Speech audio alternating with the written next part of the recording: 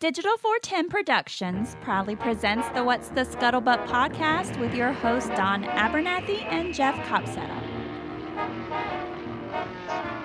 What's going on, everybody, and welcome to another episode of the What's the Scuttlebutt podcast, your favorite World War II based podcast. And it's the final episode for the year 2020. Let's all get a round of applause for that. 2020 is going by the wayside. And it's a very exciting night tonight. This is the first time we've had this many people on the show at one time since the first time Jeff Copsetta and RJ Nevins were both on the show, which was the episode we did after the final production shoot for the Walking Point, the movie. And so welcome, everybody. Welcome, Brandon. Welcome, Jeff. Welcome, RJ Nevins. I'm excited to have everybody here tonight. Yeah, man. It's awesome good to be back. Good to be here. So feels like we've come full circle now. Right? We're getting into it. We're getting big. Don't mind me. I'm not ignoring you guys. I'm just trying to share us to the Facebook live feed so all of our friends can watch us. So we are going to do something very interesting tonight. Jeff and I were trying to think of subject matters that we really haven't covered on this podcast yet. And one of the ideas we came up with is the contribution from animals to the war. And so that's what we're going to do tonight. And everybody here has a specific thing they want to talk about. But first and foremost, how's everybody doing during the finalization of 2020? I'm ready for it to be over. Yeah, 2020 has not been a good year, but it's not been bad. I've had worse, but we're getting through one day at a time. Luckily, I've got two little girls who keep me exhausted, so never a dull moment there. Yeah, man. Same with us. We're hanging in there. Things are good, as good as they can be. I feel like probably doing the same thing everybody else is, just trying to stay safe, trying to stay sane, trying to stay busy, trying to keep working. And yeah. And I'm surrounded by Texans tonight. Holy hell. Yeah, you feel safe. You feel safe, don't you? Yeah, here in cold 61 degrees Florida. I just got done going on a quick run outside. Boy, is it cold. But anyhow, Jeff, I know you've been jumping at the bit to share the story that you wanted to get into tonight. So why don't you go ahead and crack this episode off and get it running, fella? Yeah, absolutely. Well, I wanted to tack on what those guys were talking about 2020. I mean, yeah, it's been really rough. I mean, I bought a classic car. I bought a DPW from World War II. I've got a son on the way. Whoa, wait, what was that last part? What is it? What do they say? 2 negatives and then go with a positive? Right. So you got a son on the way? Yeah. Burying the lead on that. Congratulations. You haven't shared that news with me yet. I don't know if I'm the last one in the loop. Well, I figured this is the best way to do it. Yeah, she's about, 12 weeks or so. But, with the testing that they can do now, they basically are like, yep, that's a boy. So, which is kind of what we were hoping for. So 2 boys, 2 girls. I got the boys as the bookends and stay young. You'll have a basketball team. Yeah, exactly. So that's okay. Nobody cares about basketball anyway. Right. So like Don said, this has been this is a great World War II podcast for a lot of reasons, because we get to cover a really broad range of topics and subjects. We always try to talk about our reenactors, how important they are around the country, around the world, keeping history alive and what we do. So it's always fun to be able to interact that way. So, we've talked about the importance of commemorations and anniversaries. We've talked about battles and different anniversaries, with that. We've gone into reenacting gear and things like that. But we want to talk about animals. I just kind of happened to mention briefly last episode that, there's some strange animals out there that people don't realize played a part in World War II. I think when people think about animals in World War II, I would think they would have, probably the horses. Sure. Germans have to use a lot of horses. Naturally, I know RJ's like, whoa, dude, you're supposed to say dogs, number one. But of course, horses are good. Horse was a very inspirational film. And then maybe somebody with a little bit deeper knowledge would think about, over 1,000 elephants that were used to build the Burma Road. But one unique connection I have with a very unique animal is about 10 years ago, I got a great invite from a guy that was interning where I was working in Parks and Wildlife at the time. And they've got an exotic ranch, about 4,000 acres outside of Falfurrias in South Texas. And there was a particular species of animal there that was threatening to hit the endangered list. So we had to knock him down. And when I got the invite, I'd never even heard of this animal. And I wanted to kind of do some research before we were going to try to hunt this thing. And that's when I came across the scimitar horned oryx. Now, there's basically two species. There's a scimitar horned, and then there's the other one that's a little more popular that people may know as the gemsbok. Gemsbok is kind of a grayish animal with the white, really cool white features on the face and these big straight horns, whereas the scimitar horned is more of just a real white color with like a deer tan around the neck, and then these huge horns that go back and almost touch their rear. And it's kind of, it's rumored that it was the scimitar horned oryx that created the unicorn, the fairy tale critter, the unicorn there. So I don't know how true that is or not, but like I said, reading about it and understanding how hard it was to hunt this animal, and it was, even on a 4,000 acre enclosure, it was a difficult hunt in August. It was a 3-day hunt, got it on that last day. It cost me more to mount the thing than it did to shoot it, fortunately. So how important were scimitar horned oryxes during World War II? Initially they were native to North Africa, Southwest Asia. And now the largest herd is actually here in Texas. There's more scimitar horned oryxes here than anywhere else, which is interesting. I think climate has a lot to do with it. But early parts of World War II, Germany's starting to take over the French North African coast, and they're starting to push westward. And we had something to say about that. So, Monty and the 8th Army helps drive Rommel halfway across Africa. And they were a huge, huge food source, not only for the British Army and the American Army, but also for the Germans. So they were all but wiped out between that and the Civil War in the country of Chad. The scimitar horned oryx kind of became the main food staple over there. And I can tell you firsthand, it is incredible meat.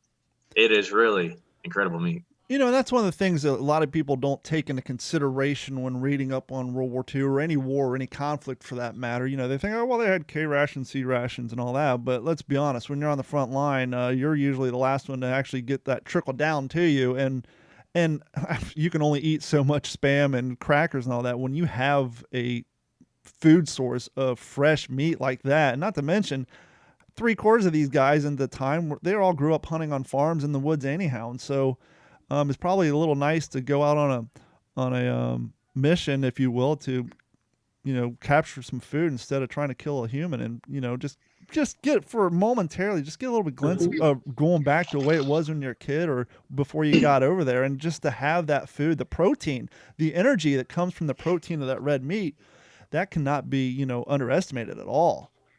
Yeah, absolutely. And animals, not just a food source. There was a lot of working animals used during World War II. And I think this is a good segue into to what Brandon Vineyard can bring on. Also a fellow reenactor, really good friend of mine, helped with a project that we're going to talk about here in a minute with RJ. But has, looks like just following him on pictures. He was blowing my phone up when he was up there. He's got a really cool reenacting World War II animal experience that I think our listeners are going to love to hear about. Brandon. Take it away, Brandon.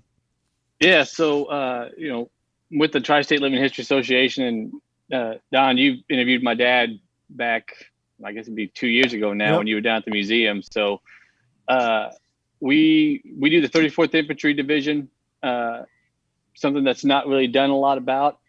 And just last month, we went up in the hills of Pennsylvania, absolutely gorgeous.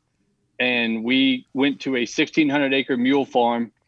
It's called Janus Place. And we spent the entire week working with mules and shooting some promo videos and working on a documentary to cover these beasts of burden that they're called, and telling the story of pack mules and how the Army used those through Italy. And it was an awesome experience. I've got experience, another country boy working with mules and horses here and there, but it was a great experience. And, you know, these mules, not to take away from the dogs. We all know the dogs did You done ran RJ off. Yeah. But you know, no one really talks about how important the mules were and what they were used for. I mean, you know, one regiment would need 200 to 300 mules just to keep them adequately supplied through Italy. And of course, you know, coming into the 1940s, you know, mechanized trucks, tanks, Jeeps were all the rave. And so the Army started thinking, we don't need all these horses and mules. Let's start getting rid of them. And in 1942, the U.S. Army only procured 20 horses. That's a little short-sighted. That's how confident they were. Sure. So, you know, of course, they went through North Africa, and you know, once they started intelling Operation Husky into Sicily, they started realizing that Dusenhalf's not going to get up that rocky mountain. Nope. What are we going to do? And so they started going back to horses and mules, and you know, basically, like you said, all these farm boys who grew up hunting, they took them and said, "Oh, you worked with horses? Now you're a mule skinner," which is what they called the guys who worked with them. And it's been a great experience. And I knew nothing about it 4 months ago. And the reason we started doing this, of course, is because our lieutenant, his grandfather went through northern Italy, and he was a mule skinner, and a mule actually saved his life. Wow. They were on a run to run some supplies up, some ammo up to the front lines, and of course he's on the lead side of the mule, which is the left side, and the Germans started shelling him, and the mule took the blunt of the shrapnel, killed the mule sadly, but my friend's grandpa survived, and he said that was, you know, we just wanted to start telling the story of these amazing animals. And that's just one story of many. We've been interviewing veterans all over the country for this documentary we're working on. And just about every single one of them will confidently say that if it wasn't for the mules and horses, they wouldn't have gotten the supplies they needed to win the war. And that's why we want to tell it. You know, as Jeff and I have talked many times back at the museum about what stories we want to tell, is everyone wants to tell about the guy pulling the trigger, but no one tells a story about what it takes to get the bullets to that guy pulling the trigger. So, it was amazing. We went up there, and Jana and Kenny Zimmer are two of the mule people up there who helped train us, and we got all the packs. We got some amazing reproduction crates. So we learned how to care for the animals, you know, brush them down, load them up, lash all the boxes to them, which was, you know, something interesting. It takes a lot to do that, but these animals are smart.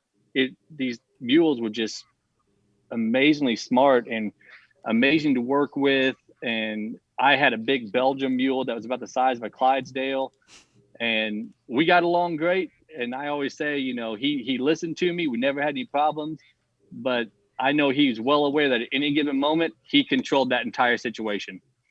he could have thrown just a little bit of weight and flung me through the woods. So Brandon, let me ask you this. So for other reenactors that listen to this, is this an opportunity that was unique just to the 34th Living History Group, or is this something that other reenactors could also experience? You know, could they call, make a reservation? Is it something that they do for everybody? How's it work? How'd you guys get involved? You know, we got involved. It was crazy. Our lieutenant lives up in Virginia, started researching it and looking around, and he got a hold of one of his police buddies who just bought some land out in this area in Virginia we were in. And he had come across this lady, Jana, who is just amazing.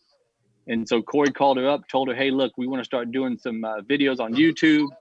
We're doing a lot of things." And she fell in love with it and got all of her mule friends in the area signed up. So, I mean, people can go out there and ride them, but no, sadly, it's something that's pretty much unique to the Tri-State Living History Association. It's a great relationship we've built with her to come out, and she trusts us with our animals. And, you know, I think we spent about a day and a half training with them before we really got out there and did anything with them. So that's awesome. Well, you know, we had a couple city boys with us who had never been around something that big. That's even more realistic. You know, it's interesting. We all fans of the Pacific, we're all familiar with Edson's Raiders, but the Army had the Merrill Marauder.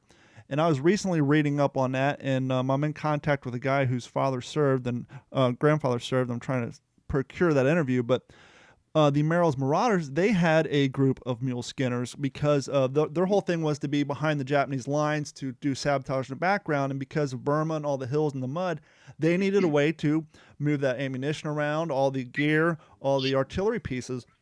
And being a mule skinner is super hard work. Obviously, you're in charge of that particular animal, but after trucking around all day, if you get to a pass that the mule can't get through with the weight, you have to unload the mule, take the mule across the river. You and your other mule skinners have to pick up all that gear, put it on your backs, carry it across, reload up the mule, all the while trying to keep quiet so you're not heard by the enemy. Get to your bivouac for the day. While all the other guys are digging in, you dig in your position. Everybody else is kind of settling down. Now you got to go back, unload the mule again, clean it down, feed it, try to maintain its quiet. And like you were saying, with all those mules, you have all those mules that carry the ammo, then you have 2 more mules that carry all the food that you need to feed the mules. And so just by having them, that makes the logistics of the entire operation that much. And trying to keep those jackasses quiet, that's a lot of time and discipline, and that's hard work. And it does. It takes a lot of time. I mean, you're talking 2 to 3 people to properly lash down and load and unload a mule. And, we did a lot of research, and we had just the old rope they would have used when they first did this. Now, I'm sure guys, as they always did, innovated when they got out there and found quick ways to do it. Sure. But when you're trying to tighten it down, it takes, 30 feet of rope for one box, and you're just lashing and coming across things and testing it and coming across things. And all the while, this mule may be getting annoyed by bugs, flies, what have you, the environment. It may not, yes, they're trained to cooperate, but it's still a living being with its own mind. So it's got to be, and kind of go ahead. They had all the, they dealt with all the shelling and the bullets and everything else. And they're an animal. They're going to get skittish. And when you put a 1,500-pound animal in there, a lot of things can go wrong when they get spooked. Just going to bring that up too. I mean, they're just as susceptible to be a casualty on the battlefield as the man next to it, of course. And what I would think, if a mule goes down, I mean, just like a deuce and a half, you don't have time. You got to get all that stuff off of them to exfil the area. So what I'm thinking is, as mules that have been killed in action, they would probably make really good dog food, wouldn't they?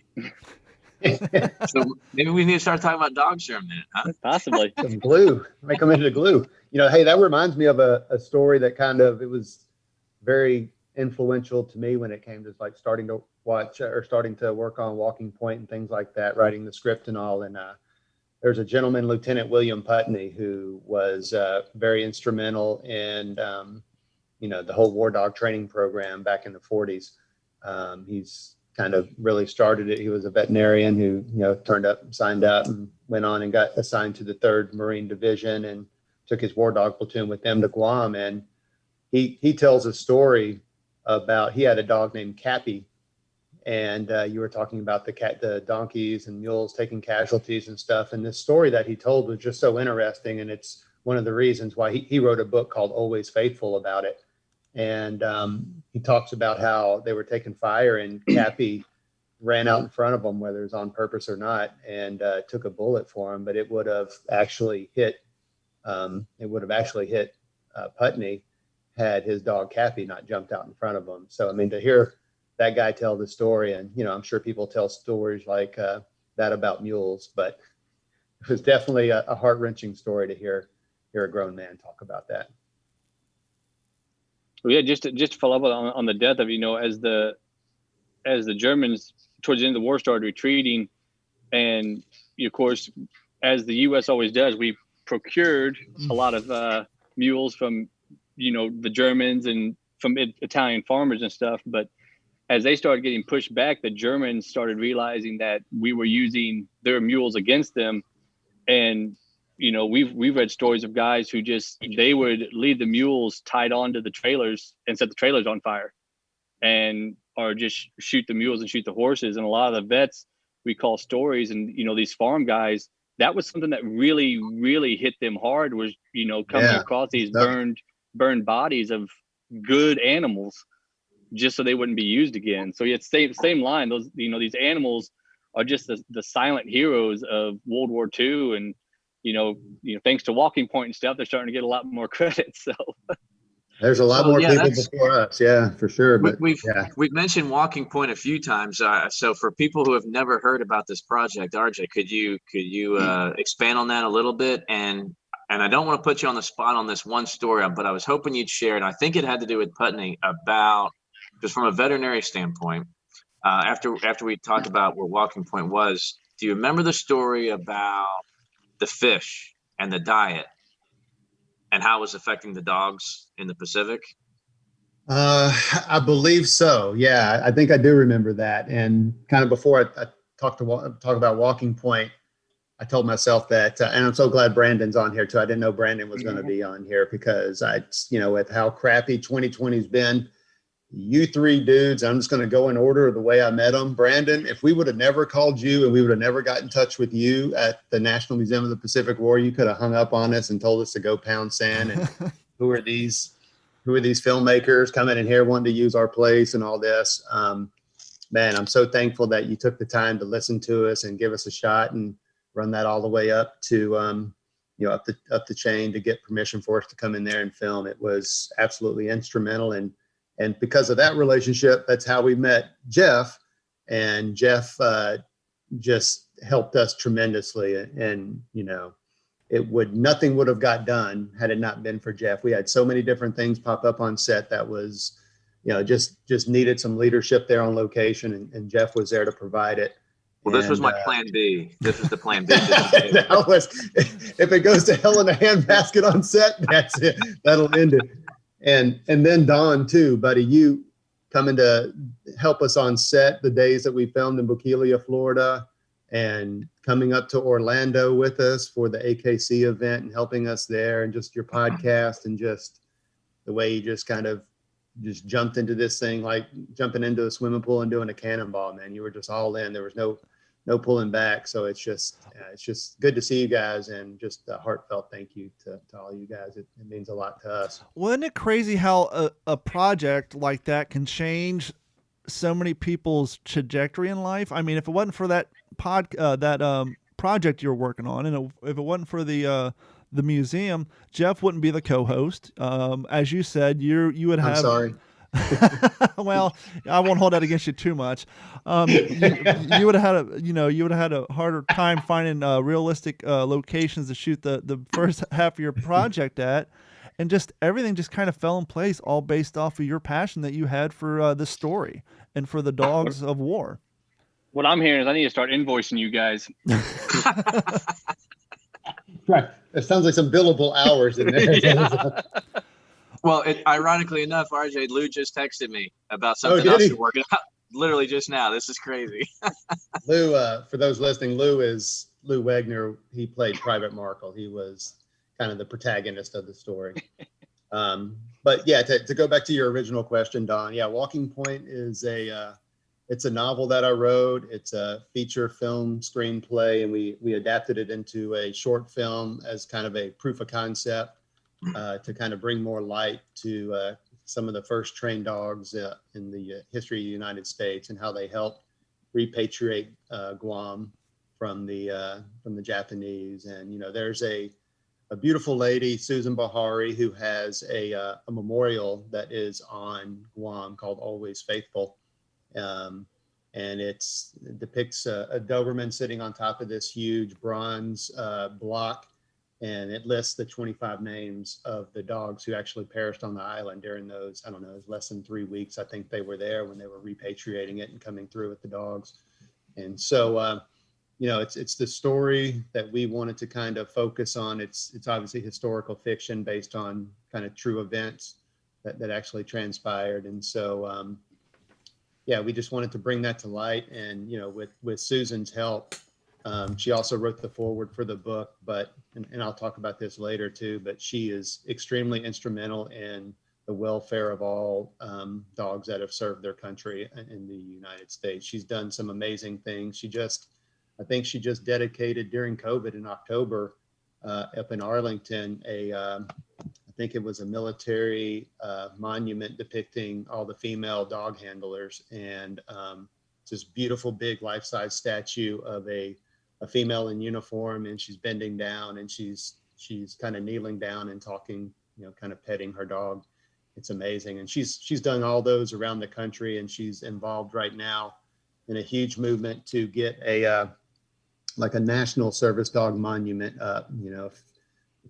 Just for your listeners, if you want more information on it, I think the website is the National Service Animals Monument.org. And so it's a huge thing that she's trying to pick up. And it's not just honoring dogs, it's horses, it's mules, it's canaries, it's birds. It's an amazing thing. And it's going to be a park-like kind of walk through, and there'll be a monument for each one of these animals and how they serve their country. So now, what was, for those who aren't familiar, what was the key role? What was utilization for the dogs, especially in the Pacific? Their key role was their nose and try to hunt out, encamped or in-placed Japanese soldiers, correct? Yeah, I think, I'm not an expert or anything, but it's fairly common knowledge, I guess, that they were used for sentry work and nose work. Not so much apprehension and things like that, but they used them to, by the time the dogs got there, there were a lot of the Japanese soldiers that were still kind of hidden throughout the island. There were snipers there, and there were, embedded in caves. And the only way to really find them, I guess, outside of, various other techniques, was to use the dog's nose, flush them out. And the thing that we've talked about before, and that's always impressed me about the story, kind of going back to Brandon's talking about how we had 20 horses because, as the war progressed and you say, we're in the need of these things. At the beginning of the war, the Marine Corps and the Army, they didn't have a kennel structure. And so they came up with this idea, someone did, and they brought to fruition. And as depicted in your movie, they needed dogs, and they needed dogs that were relatively trained and good behavior, but where do you get them? And as you depicted in your movie, citizens donated them. They basically enlisted their dogs to go fight the war, just like their sons were going off, just like their daughters are going off. Yeah, man. And I tell people all the time when I'm trying to, explain the story is, the first thing I sometimes say, especially if we're in a pitch meeting or something, we're pitching the idea to somebody that, just imagine if you had a dog and you all of a sudden, for whatever reasons, what were happening in your life at that point in time, that you wanted to, donate your dog to the war effort, not knowing you would ever see it, knowing that you have children involved and, your wife and family members, you're letting your dog go. I don't know how my dog's part of my family. So sure. I mean, it's just a difficult decision. So I couldn't imagine that. That'd be like asking Sergeant Soares to donate Duke. Good luck with that. Would you do it? Yeah, I don't know. But that'll go over well. I wouldn't even let my Boston Terrier go, not that they want her. Well, it's something else to think of too on that point. I think there was only about 4 recruiting stations where they were accepting for the Dog for Defense program. It was like Virginia, Nebraska, Montana, and then California. So even to be able to do it, it was quite the process. I mean, you were committed to giving your dog up. It wasn't just, take it down the street either. They had volunteer trainers training the dogs. It was an interesting time. It was brand new. So, they were kind of paving the road for everybody else. There is farmers are doing the same thing with the mules. Really? Donating them? Yeah. I mean, it all goes back to the American citizens stepping up back then and doing, between rationing and everything else, making that sacrifice of, one farmer might have a mule that was his moneymaker, and said, hey. And even kind of going back to what we were talking about earlier about kind of citizens' input and so many farmers, 4-H was huge back then. I'm sure that 4-H rolled out a thing to the young farmers, the kids who were raising mules and all that. I'm sure 4-H probably implemented some sort of program to help train these mules up and get them ready to be donated to go off to war after they realized this was something they needed to do. Yeah, possibly. Real quick on the topic of RJ was talking about, in this book, Rising Sun, this is about the Nisi, the American citizens of Japanese descent who served in war. There's a chapter in here where they're talking about when they started rolling out the War Dog program, that they enlisted some of the Nisi soldiers to go work with them. It didn't last very long at all. I guess whatever their goal was didn't really work. But not to get too much into, but in the chapter, they're kind of talking about how obviously everybody emits a different pheromone. And so I guess the hypothesis at the time is, well, if we can get Japanese American soldiers around these dogs, those dogs can get used to, the scent, the visualization of them and things like that. And so there was like a secret early training program where they were sending Japanese American soldiers to these kennels to work with the dogs to get them kind of to know their enemy, quote unquote. And it didn't last, like I said, but a few weeks, and then they redeployed them back with their unit. But in that book, there's about a chapter and a half on that, which is pretty interesting. We are getting down. Sounds like it could be a movie. Yeah, it could. From the other vantage point. We're getting down to the countdown, because anytime you have more than one person in a meeting on Zoom, they want to hit you with a time limit. But before we wrap this up, and what we'll do, if you guys want to hang out, that's fine. We can kill the meeting and restart it and go another 40 minutes. If you've got things to do, just don't rejoin the invite, and whoever's left will carry on. But before we go, one of the things I wanted to bring up, and I have a pre-produced thing I'll maybe play at the beginning of the next one. Did you know that D-Day, they were still using carrier pigeons over in France? I found this interesting article. It's talking about famous quote-unquote animals of World War II, and number 4 was Gustav. Gustav was one of the RAF's messenger pigeons during the Second War, and one of 6 birds given to Reuters news correspondent Montague Taylor ahead of D-Day. On June 6, 1944, Gustav carried back the first news from the D-Day landings in Normandy. He flew more than 150 miles from the northern coast of France to his loft near Portsmouth in just over 5 hours. You want to talk about slow news delivery system. Maybe that's why they didn't use them too much. But yeah, he reported it took him 5 hours to get there with a message that said, "We are just 20 miles or so off the beaches. First assault troops landed at 0750. Signal says no interference from the enemy gunfire on the beach. Streaming steadily in formation. Listing Typhoon Fortress crossing since 0545. No enemy aircraft seen." Interestingly enough, they don't talk about which landing beach that Gustav flew from. But yeah, 5 hours is a little long to get the stories back. And did they have apprehension pigeons? Oh, I'm sure. Well, nowadays I'm sure they probably had. I bet the Germans had falconers. They probably had falconers out there. Yeah, to get his eye. Which is probably, we knew carrier pigeons were used more in World War I, but I would imagine there had to be a platoon of falconers, right? I mean, that's never really came up in a movie, but especially during World War I, if a lot of your signal, a lot of your message has been carried by carrier pigeon, why wouldn't you have falconers out there trying to intercept them? There is a movie about it. Really? It's called Valiant. What? Yeah, it's called Valiant. It's an amazing kids cartoon. It's a cartoon? Yeah, swear to God, it's called Valiant, and it covers that. And the villain is a German hawk. Full disclosure, the only war-based child's cartoon I saw was Stubby, which was a great little movie about the little terrier from World War I. For you guys watching us on YouTube, Twitch, and Periscope, hold tight. We're going to we'll catch up with you here momentarily and rejoin this podcast, and we will finish things up. But hold tight, and we will be back momentarily. Perhaps one of the craziest inventions to come out of World War II was that of Dr. Lytle S. Adams, a dentist from Philadelphia. Apparently at some point, Mr. Adams, or Dr. Adams for that matter, he took a trip down to New Mexico.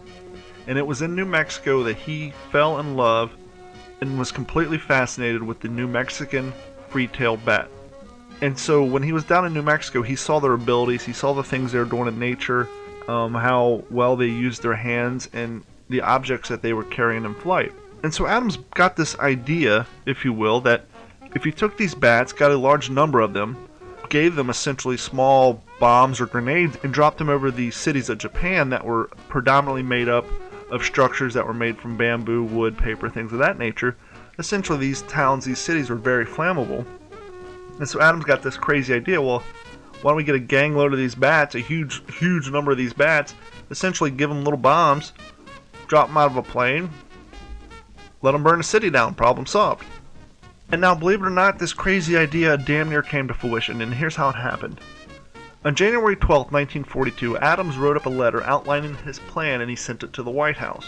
And I know what you're thinking. Look, it's World War II. There's probably a lot of crazy people out in the country with ideas for weapons to defeat the Germans, to defeat the Nazis. And I'm sure the White House, the Army, the Air Corps, they were probably inundated with these letters. Here's how Dr. Adams got his through. Apparently, Dr. Adams knew and had a first-hand relationship with the First Lady of the United States, Eleanor Roosevelt. And so he contacted her, said, hey, I wrote up this letter, I'm going to send it to you. Please see that it gets seen. So she does. It did. And so President Roosevelt got Adams' letter. I don't know how much Eleanor persuaded him, if he actually believed in the context of this letter, the content, the idea behind the idea. But he kind of gave it the initial green light. He contacted Adams and said, look, I'm going to set up a meeting with you and Colonel William J. Donovan, who was the head of wartime intelligence. Now, apparently something in this meeting between Adams and Colonel Donovan worked out because the project went ahead as planned. I mean, it got greenlit. They started research and development. They went out and they collected a large number of Mexican free-tailed bats. Once they had all the bats acquired, they started developing small-scale bombs. At a certain point, through trial and error, research and development, the eggheads figured it out. They produced a 17-gram kerosene bomb that was built for the bats to carry, and it was tied to their leg by a lanyard. Okay, so now we have our bats. They got their bombs, they got their grenades, whatever you want to call them. They're full of kerosene. We got these flying little incendiary bats now. Cool. How do we deploy them?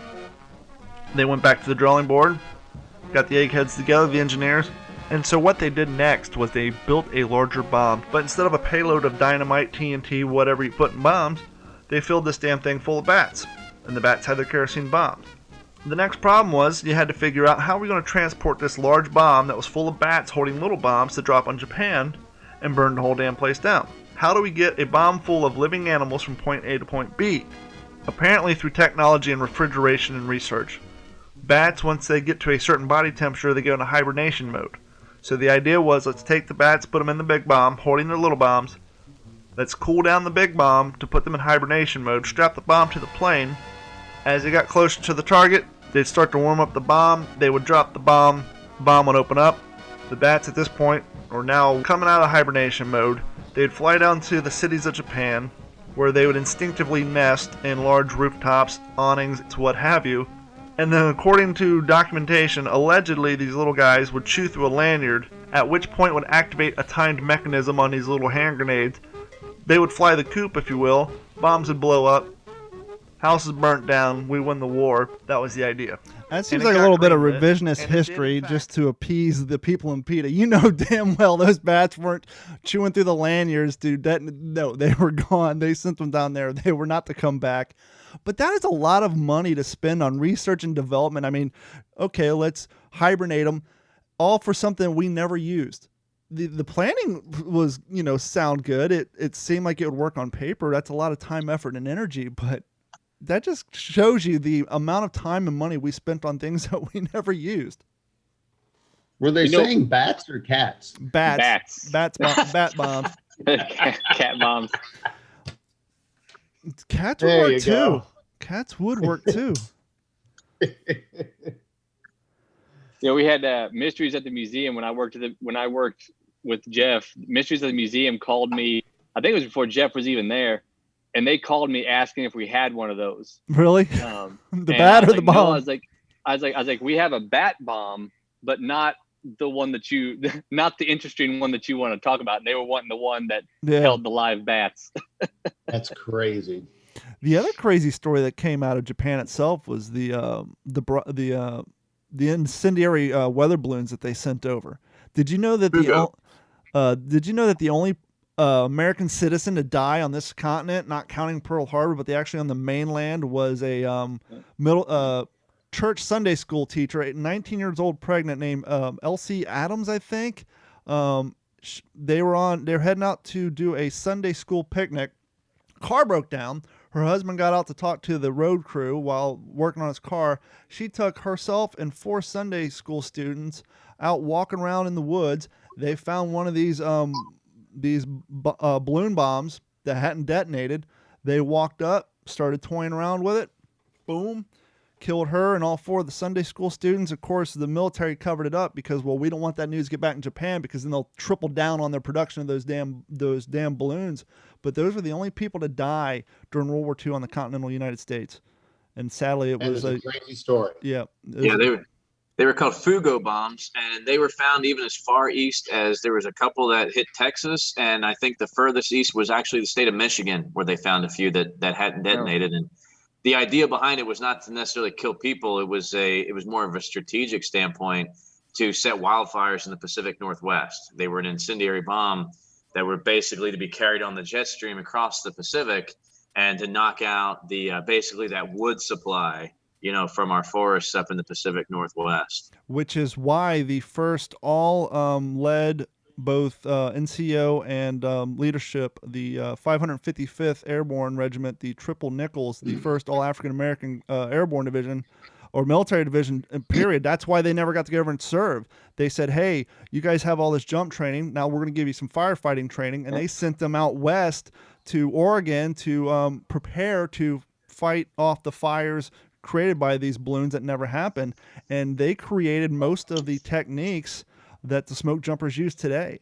And so that's where the military utilized the first all African-American Airborne Division, the 555th. They actually sent them out to the West Coast because of that. Good piece of history. Well, it makes sense because in 2003, I got deployed 4 months before I went overseas. I got deployed to Missoula, Montana to fight a 27,000 acre wildfire that was threatening the town up there. Not at all was that any kind of training that I would ever use overseas. So it was just a perfect Army military, decision to put somebody up there. It makes absolutely no sense. And it's not going to further your ability to go to war at all, but we did it. I want to steer away from the topic of tonight. We just did 40 minutes on it, which is great. But I didn't get a chance to talk to you about this, Jeff. Now that Brandon's here, you guys both do living history. I have never. I got lucky enough to do one event so far this year, and I'm hoping to do one in January. It's just going to be a straight up tactical on a Boy Scout property. It's like 4 miles long. But anyhow, I was at an event a few months back. And it was the second showing of the day. It was the event that happens at the Florida Train Museum. And it's kind of a cool event. It's more of a mystery dinner theater type thing than it is a historically correct reenactment, because the train actually moves down the 5 miles of the track. And every year the whole gimmick is that you're Nazi-occupied France. You get to the train museum. There's Germans walking around. They got the flags up. They're handing out propaganda. People buy tickets. They get on the train. The German reenactors, their leadership, they do a lot of improvising. They put on a show. As the train goes down, they stop, and there's a skirmish with the airborne. The airborne loses, believe it or not. Then they go down to the end of the track, and then they have a skirmish with the Army. We take over the train. As the train's going back down, there's conversation, arguments with the German hierarchy. Once again, they're putting on the show for the riders. And then when it gets all the way back down to the train museum, there's a skirmish again between the Germans and the Americans, because they want to take their German leadership back. And so we were doing a second show, and I still don't understand how this happened. First and foremost, did you know there was Australian-made M1 Garand receivers? No. Me neither. Apparently, one of my reenactor buddies, he's an older gentleman. He's actually a Vietnam vet, believe it or not, which makes this story a little more sad. He had this thing, and it used to be his son's, and he had some issues with it. My gun jammed up again from a hot round. Every once in a while, I'll get a hot round where my charging handle, my bolt dislodges. The little thumb on the bolt that goes underneath the charging handle? It slams so hard that it dislodges. When that happened, I heard a loud bang. They're trying to say that a round was lodged in the barrel, and because of the blanks are short enough, another one was able to chamber behind it out of battery and still fire. Long story short, and I have a photo I put up on my Instagram page, which blew up. The whole rear end of his receiver, of his M Graham, blew up and hit him in the face. And I still don't know exactly how it happened, but that is probably the most catastrophe of a firearm breakdown I've ever witnessed at an event. And I'll be honest with you, after that happened, because that happened at the end of the train line, when we got back in the trucks and went back down to the museum to do the final skirmish, when I laid down and I put my eye in the back of that rear sight before I pulled that trigger, I was nervous as hell because you just saw somebody whose gun blew up in their face. And I've seen guys burn their hands off their bars because they weren't thinking, that they just fired so many rounds and grabbed the ends. I've seen, people's souls fly off their boots, but I've never seen a gun blow up in someone's face. And it's kind of a reminder of how dangerous this hobby can be at times. Absolutely, especially with the Grands, we got to check those gas plugs. I mean, we've had those become projectiles once or twice, and yeah, I mean, op rods come off. Like you were saying, they just come off the track a little bit. But the biggest thing for folks to remember is you're asking the weapon system to do something that it wasn't exactly intended to do. An 85-year-old weapon system at that. Yeah. Exactly. Yeah. I mean, yeah. What's a blank? It's brass, it's primer, it's powder, but you're adapting the weapon to make it do something that it wouldn't typically do. Yeah. So yeah, and I know even using older weapons, revolvers. A lot of times when you're firing blanks out of a revolver, sometimes you'll have a primer back out, and of course that's catastrophic for a revolver. Mm-hmm. It's not gonna cycle. So sometimes you have to drill out the flash hole, just leave enough of a seat to seat the primer. But for whatever reason, that larger flash hole will lessen that back pressure that pushes that primer out. That will keep that cylinder from turning. So yeah, there's all kinds of ways to get hurt with weapons. They don't have to have live ammunition in for folks to get hurt, for sure. And I mean, whoever thinks to look for hairline fractures on the receivers when they're cleaning their gun after an event? But that's something we all need to remind ourselves that, we all get complacent. I mean, I've been doing this for 6 or 7 years with the exception of the occasional dislodging of my charging handle from my bolt. I've never really had any big catastrophes like that, but it definitely makes you, oh yeah, need to not get so complacent with what we're doing. Yeah, I've never had a major one in my 17 years of doing this. I think I've never had anything as bad as what you just mentioned happen at an event. But the thing I've come across multiple times is just muzzle awareness, guys getting blasted, especially at tacticals. Someone comes around a corner and spooks and takes it to the hand or the face and gets that powder. But like Jeff said, I've seen those nuts pop off the back of the business end of those M1 Grands a few times. And that's one thing that I think is, it's again that safety officer's job. Well, it's everyone's job, but that safety officer's job to just kind of remind people you've got to keep those things tight, and it's still a dangerous game. Well, luckily for this gentleman, he was wearing his non-air correct glasses. Like I said, he's a Vietnam vet. He actually he was a helicopter pilot. He was a helicopter pilot. He was shot down 3 times, and he avoided capture once. And yeah, his FARB, he actually, right on the outside of his glasses, his whole face was all beat up. We had the ambulance come and look at him. But if he didn't have his glasses on, he probably would have damn near lost an eye. Because even with the glasses, the eye itself still had busted blood vessels and everything else. So it was crazy. RJ, while we have you on here, obviously you've been on the show a few times, and we've talked a lot about your project. But one thing we haven't had the chance to talk to you since COVID happened was a real kind of a kick in the gut to your upcoming independent film festival schedule. But that has not deterred the fine people at all these different film festivals for recognizing your project for what it is. And you guys have been cleaning up in the awards department. Congratulations on that. Yeah, thanks. Thank you. Yeah, we thought 2020 was just going to be the year for Walking Point to make its, debut on the film festival circuit. And we were looking forward to going to all these film festivals. I think in the grand scheme of things, I think, of course, we're very close to the end of our run at this point. We have a couple more that have leaked out into 2021, but those are not until April or May. And nothing really happening in between there since, we've basically been on that 12-month circuit. But I think we were accepted to close to about 30 festivals or so, which is a pretty good ratio. And, some of those we were simply just honored to be official selections, and others we were lucky enough, one of our actors, Josiah Schreiber, won Best Supporting Actor at the Garden State Film Festival, which is a wonderful film festival up in New Jersey. The Northern Virginia Film Festival is one of our latest ones. And we were extremely honored there to bring home like the best short film, the film of the year, which beat out all their feature films and their short films, and just a lot of other awards there. So we've just been really lucky.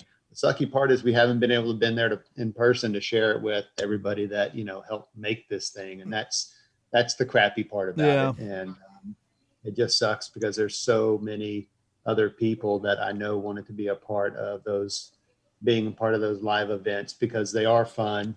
And you know, you meet a lot of great people there. If you're looking to be in that industry, the entertainment industry, you can always meet people and network.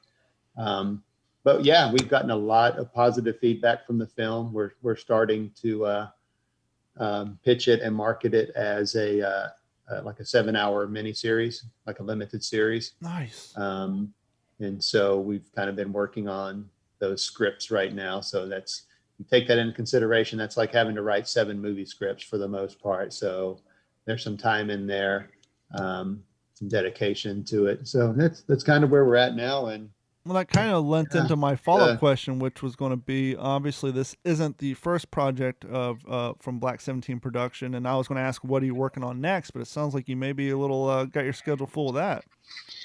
Well, we just actually on D-Day on December 7th, we helped produce a film. It's a World War II film, and kind of fits into this too. I don't even know if you guys know about this, but it's called The Band of Honor. No. And it's about the naval band that was on the USS Arizona when it was attacked during Pearl Harbor. And there's some misconceptions about, you know, did they go man their stations, or what did those band members do? So the documentary, it's a feature documentary. It kind of details the lives of these 20 young men that perished on the Arizona that day, and their activities that day, and who they were. It's a very educational documentary, and it's really well done. It was by our friends Annette and Warren Hull, who own a production, Anwar Productions, out in Vegas, and we teamed up with them to help produce this. So we had a limited release of it on December 7th at, if I get the time right, that was 7:48. I can't remember the exact time or something, but it coincided with when the attack on Pearl Harbor happened. That's when they released it. And Jeff and I have talked about this in past episodes. That's the kind of story we need out there, because I got a whole library on my bookshelf. I've done a lot of research, I've never even heard that story. I didn't even know there was a band on the Arizona that went down. And that's the type of stuff, especially guys like us who read a lot. We've seen every production put out on TV. We've seen most of the movies, and we're thirsty. We are thirsty for content that we're not overly way more than familiar with. I mean, so stuff like that is the type of project that gets new eyes on it, especially from guys like us who are very, aware of the topic of World War II. And so that's awesome that you guys are getting that story out there, and I'm excited to see it come along. It's a really good story. You know, it details their hardships of trying to get the band actually commissioned, I guess, if that's the right term, and kind of some of the hardships that they had doing that. And, you know, once they had it done and they started recruiting people to be in the band. It's just it's a lovely story that just documents their lives so that, you know, they're kind of enshrined in history. Yeah, you know, if I'm not mistaken too, the Arizona band, I thought had earned through a competition, you know, without some of the other the fleet battleships there, that they had won in November of 1941 in some competition between the bands. If I'm not mistaken, I want to say there was somewhere around there. It wouldn't surprise me. I mean, I think, a matter of fact, I think some of that is actually documented in A Band to Honor in the documentary. I think they kind of talk about that a little bit. Yeah. Awesome. And the cool thing about working on documentaries like that is a lot of times when you're doing the research or you're coming across content and context to tell the story, you come across other stories that kind of pique your interest that may break off into, you know, other projects down the road. And so it's always cool when you broach a new subject like that, because you never know where it's going to take you. Yeah, we actually found a few, living people that were on the USS Owner, survivors of it, that were part of that crowd. And, so it gets their point of view, and eyewitnesses that actually saw what was happening. One gentleman's Lou Conter. He's an extremely popular guy about the USS Arizona and the history of it. So yeah, I mean, it's just a really good story. And, you know, we were happy when Warren and Annette approached us a couple of years ago. We were looking for another kind of historical project to get involved in. And, you know, typically I like narrative and things like that, but documentaries are just as good. It's super educational. And yeah, man, we're pretty excited about it. Because it's kind of a story like that a lot of the casual observers of World War II aren't familiar with, is that the whole fictional story of Saving Private Ryan was based off of a paragraph in the book, The Band of Brothers, talking about, I think his name was Ninsky or something like that. He was a person whose brothers were killed. And then obviously we all know the Sullivan brothers, who all went down on the same ship. And that's why the Navy stopped putting all family members on the same ship. But it was a paragraph in the book Band of Brothers that got the brainstorm going for the fictional story of Save It Private Ryan. And so, you know, it's always interesting to see what motivates and what sparks the flame of a cool project. Yeah, for sure. So this year is just about over. And what do you guys, you know, it's interesting because once again, I'm here in Florida, you guys are in Texas, but I think we can all make the argument, no matter where you live, that we live in pretty much the two freest open states in the country right now. But what do you guys have coming up for the holidays? You guys just kind of hiding out at your houses, or you getting together with people? We're kind of doing a reduced Christmas this year because it's just, even here in Florida, we're open, but still, I mean, people are still, you know, we're trying to protect ourselves. Super spreader event. Oh yeah, nice. Oh yeah, why not? We're gonna super spread. No, we're kind of, it's just me and Chelsea here. We drove to Nashville a while back, or last week, to see some family and all that. So Chelsea and I will just be here, and our daughter, who has already moved over to Costa Rica, she's coming back on Christmas to spend a couple days, and then she has to go back. So that's pretty much what we're going to do. We're low key. If you can talk about it, was it a career opportunity? Was it education abroad? What took her down there? Oh, so, well, yeah, she was a teacher here. And when she was in college, she studied abroad, and she met a young gentleman over there who's a native Costa Rican, Yoser Sirius. And he swept her off her feet, and he's a teacher over there. And she came back and she was in love, and she came back and told us she was in love. And, you know, they had this long distance relationship for quite some time. And she was set to move over there, I think I don't know, it was right when COVID hit, right? So yeah. Everything kind of pushed her back. Everything got closed down. And then Costa Rica started slowly opening up to travel. And I think they opened up to Texas on October 16th or so, or October 15th. October 16th, she was on a plane and she was out of here. She was through with it. Not only has she got love to go to, but she has love with a view. I mean, you can't compete with that. You can't compete with those beaches and that environment down there. I mean, yeah, it's super pretty over there. She's constantly sending us pictures of the big volcanoes and stuff over there. And so, yeah, we're super excited for her. She's getting married at the beginning of March. And so, you know, it's a destination wedding over there, and we're just excited for her. And yeah, but she has to come back every 90 days. So she's not actually because of the visa. On a visa. Yeah. And then when she gets married, she'll have dual citizenship, I believe. So what about you, Brandon? What do you got going on? Yeah, we're flying out east to see my brother and my cousins, or my niece and nephew, my daughter's cousins. But it's just going to be us.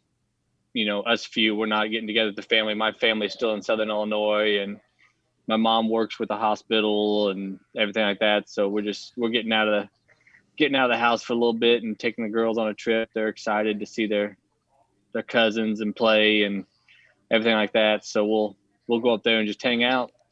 Nothing crazy. And what about you, Jeff? Oh, well, some of it I already did. I had a couple of reenactor buddies that helped me here at the museum here in Burnet. They came out this weekend, and we were shooting our Garands, and then one of the guys brought one of the training rifle grenades for the Garand. Nice. Those are fun. Back at each other. Those are fun. It was too much fun. We had all this live ammo that we took down there. I think we all fired like one end block. We're like, okay, where's all the blanks? Let's shoot this rifle grenade back and forth at each other.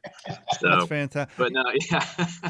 Been there, done that. You know, I'm usually pretty low key on Christmas anyway. We have our little tradition is parents come down Christmas Eve and we watch White Christmas with the kiddos and everything, and that's pretty much it. But as much as we talk about how bad 2020 was, like I said, I think we need to also keep in mind it could have been a whole lot worse, and I think that's one of the things that draws us to history and draws us to this particular time in American history. To me, like I said, what created our identity, what came out of World War II. So, I always kind of see things like that. It's it could be worse. It could be raining. It could be worse. You could be getting shot at, and it could be a whole lot worse than that. So, I think that's just the attitude I think we need to keep in 2021. We got hit a little bit, but we're going to get back up. We're going to continue the march and push on and continue to hit the beach in what we do and keeping history alive. One of my favorite things as a living historian during the Christmas season, and I was talking to one of my clients about this the other day, is when it comes to pop culture, there's been no other era that has such an impact on modern day society than Christmas time in World War II, because 87% of the Christmas carols that are still played to this day, even if they're remade, were written during this time because they were trying to, you needed it. Yeah, they're trying to give those guys a home, a sense of, and as you and I talked about on Thanksgiving episode, Christmas was always the movable field goal. Oh, we'll be home by Christmas this year. 43 comes around. We'll be home by Christmas. 44 comes around. We'll be home by Christmas.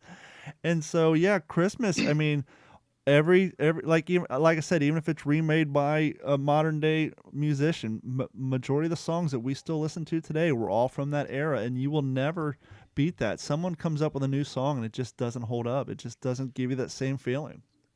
And it's crazy because the Tri-State Living History Association, we usually throw an annual Christmas party for our unit. My friend's got a house up in Rockford, Illinois, and we've done it, I think, 3 years now at his house, and him and his wife decorate the house 1940s. Everyone shows up in their Class A's, early war, all the food, Cookie cooks all the original food, 1940s dishes, and you get the music playing. Of course, all the beer bottles and candy bars and the liquor bottles, everything's relabeled. I mean, you walk into my friend's house and it's 1940. And of course, this year we didn't get to do it. Yeah. And luckily we all got together out there in November to play with the mules, but it was something that a lot of the guys missed. It was hard.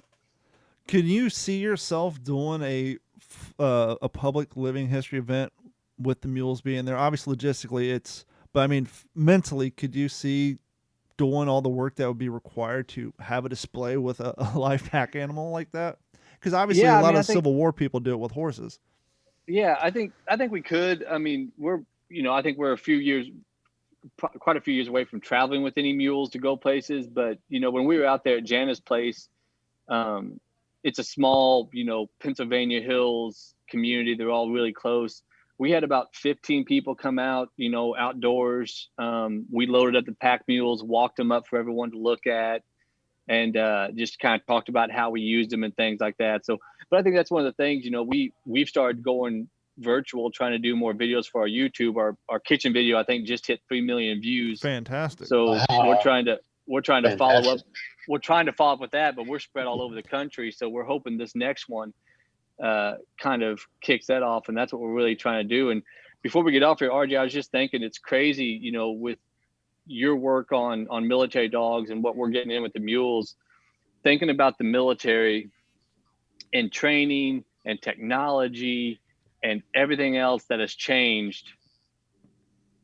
Animals, the dogs, the mules are still used. When we started talking about this 6-7 months ago, one of our guys is an active duty Marine eating crayons out on the West Coast. And we started talking about it. He goes, "Oh yeah, I just got my certification for mule skinning." So really? The Marines are still training people to be mule skinners. They got rid of their tanks, but they're keeping the mules. Right.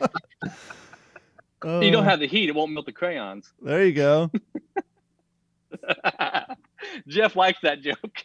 I use it too much. It never gets old. But it goes to show the importance of the animals. I think that,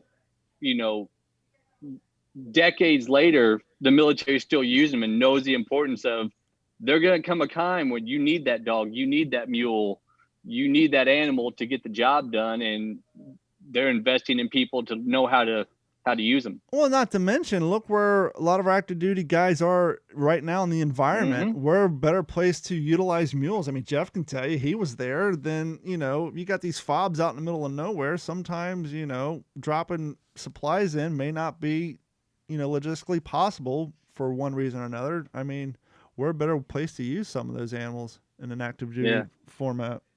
Right. Well, go ahead. It was just crazy. It was just a crazy thought I had as we were talking about everything. Man, like dogs and mules are everything's still being used all these years later. So yeah, it's crazy. Still relevant. It's crazy. You see the videos of the German Shepherds, the service dogs that are got their goggles on and they're getting strapped to the airborne guys and they're just jumping out of the planes. Jumping out.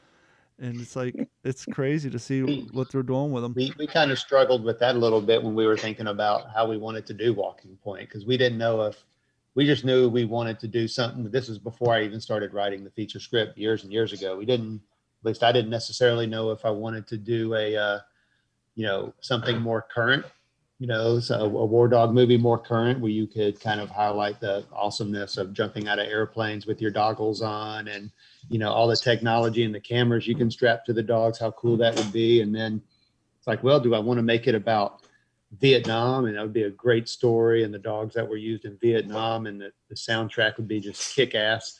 And then, yeah, but imagine the clearance on that. Half your budget would go to clearance checks on the Creedence Clearwater Revival.